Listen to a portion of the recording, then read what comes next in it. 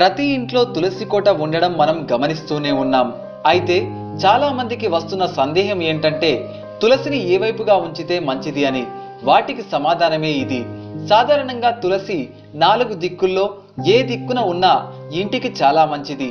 అయితే ఈ 4 దిక్కుల్లో తూర్పు వైపు ఉంటే సౌభాగ్యవతులుగా ఉంటారట స్త్రీలు.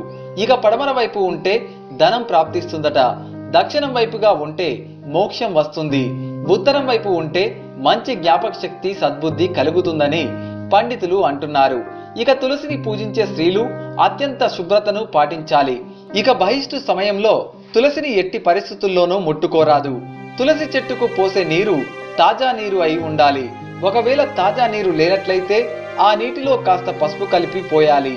మరీ ముఖ్యమైన విషయం ఏంటంటే మీరు తులసి చెట్టుకు దగ్గరలో తలదువ్వుకుంటే ఆ వెంట్రుకలు గనక పొరపాటున తులసి చెట్టుకు చుట్టుకుంటే మీరు అనారోగ్య